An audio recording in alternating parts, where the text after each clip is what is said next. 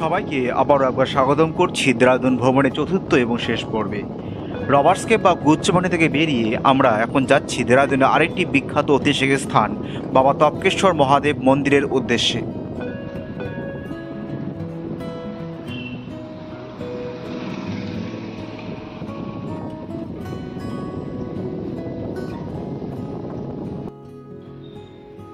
তপকেশ্বর মহাদেবের এই মন্দিরটি দেরাদুন মূল শহর থেকে 7 কিলোমিটার দূরে অবস্থিত। চাইলেই আপনি প্রাইভেট কার বা অটো বা বাসে করে সহজেই যেতে পারেন এই মন্দিরে।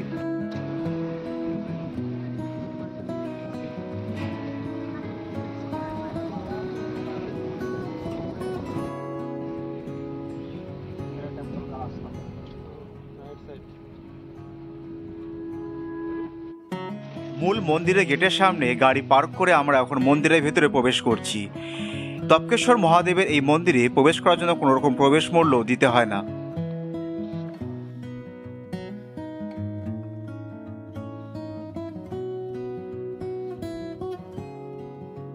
তপকেশ্বর মহাদেবের এই মন্দিরটি প্রায় 6000 বছরের পুরনো। বিশ্বাস এবং পবিত্র মহাকাব্য মহাভারত অনুসারে এটা বিশ্বাস করা হয়ে থাকে যে এখানেই বাস করতেন কৌরব ও পাণ্ডবদের গুরু দ্রোণাচার্য। দ্রোণাচার্যের স্ত্রী কল্যাণী যখন তার সন্তান অশ্বত্থামা জন্ম দিলেন তখন তিনি তার সন্তানকে পর্যাপ্ত পরিমাণে মাতৃদুগ্ধ পান করাতে পারেননি। এদিকে গুরু দ্রোণাচার্যেরও সামর্থ্য ছিল না গাভীর দুধ খাওয়ানোর তার সন্তানকে। অশ্বত্থামা সেই ছোট্ট শিশুটি ভগবান শিবের কাছে প্রার্থনা করলেন মাতৃদুগ্ধ পান করার জন্য।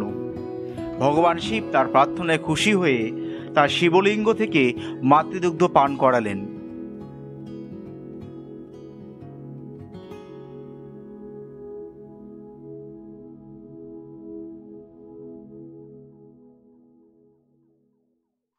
তপকেশ্বর মহাদেবের মূল মন্দিরের সামনে অনেক দোকানই আছে যেখান থেকে পুজোর সামগ্রী কিনতে পাওয়া যায়। আরেকটি কথা না বললেই নয়, তপকেশ্বর মহাদেবের মন্দিরে প্রবেশের কিছু বিধিনিষেধ রয়েছে। এখানে হাফ প্যান্ট পরে প্রবেশ করতে দেওয়া হয় না।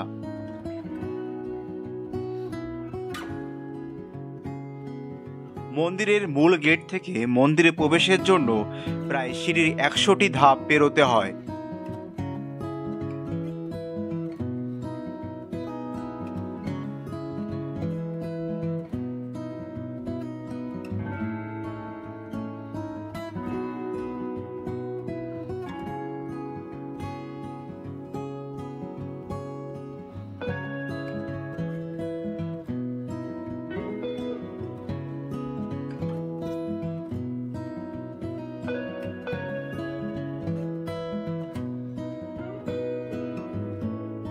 ত্রণ নদীর তীরে অবস্থিত দেরাদুনের এই বিখ্যাত তপকেশ্বর মহাদেবের মন্দিরে প্রতিদিন হাজার হাজার পুণ্যার্থীরা ভিড় জমান।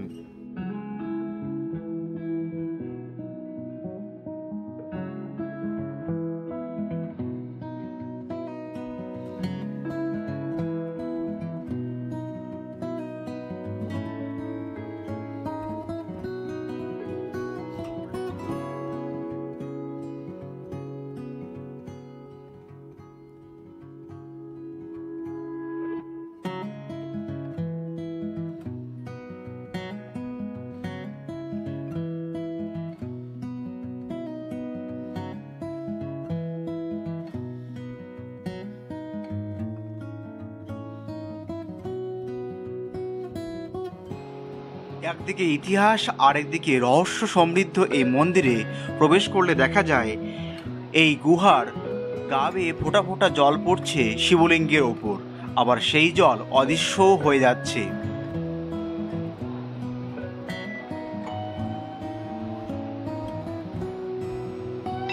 তপকেশ্বর মহাদেবের এই মন্দিরটি প্রাকৃতিক ও মানবসৃষ্ট নকশার মৃদু সংমিশ্রণ।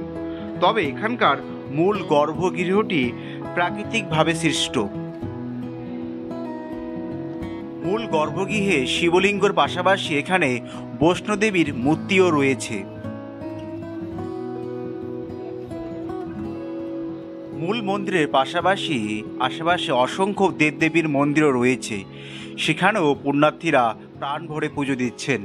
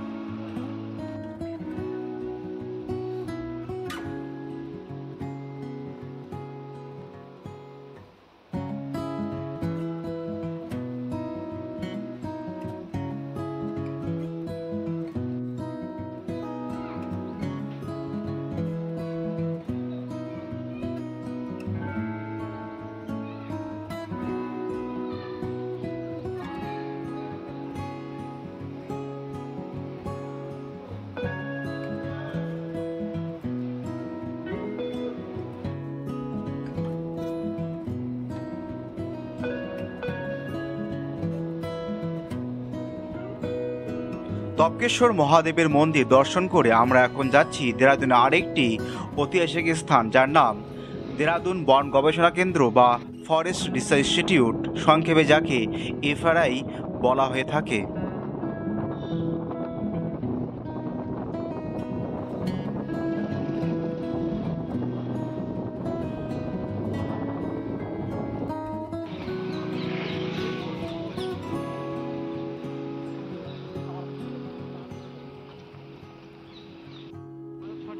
দেরাদুনের এই বিখ্যাত ফরেস্ট রিসার্চ ইনস্টিটিউটটি সর্বসাধারণের জন্য সকাল 9টায় খোলে আর বন্ধ হয়ে যায় বিকেল 5:30টায়, এবং জনপ্রতি 20 টাকা করে নিয়ে থাকে প্রবেশ মূল্য।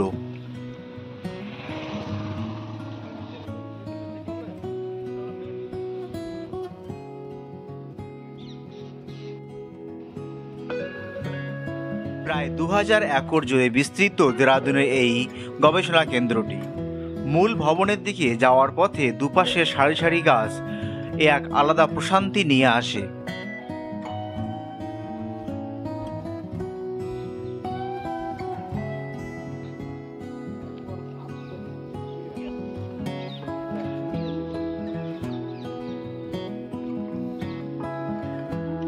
দেরাদুনের এই বিখ্যাত বন গবেষণা কেন্দ্রে ফটো গ্যালারি ও মিউজিয়ামও রয়েছে।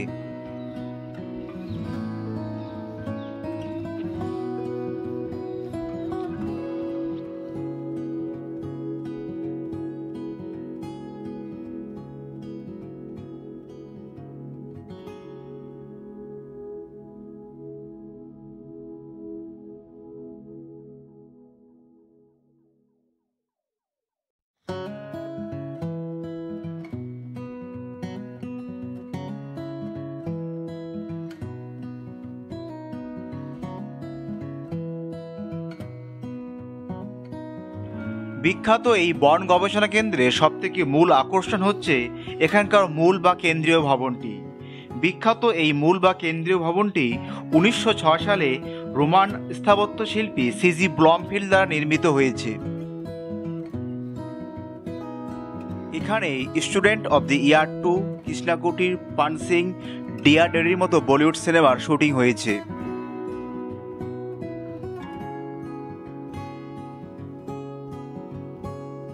এই মূল ভবনে আইএফএস অফিসারদের প্রশিক্ষণ একাডেমি রয়েছে।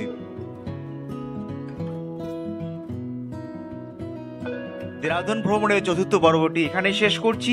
আরেকটি কথা, দেরাদুন নিয়ে যে 4টি ভ্রমণ পর্ব আপনাদের দেখালাম, সেই সমগ্র ভ্রমণ পর্বগুলো আমরা একদিনেই সম্পূর্ণ করলাম একটি প্রাইভেট গাড়ি করে।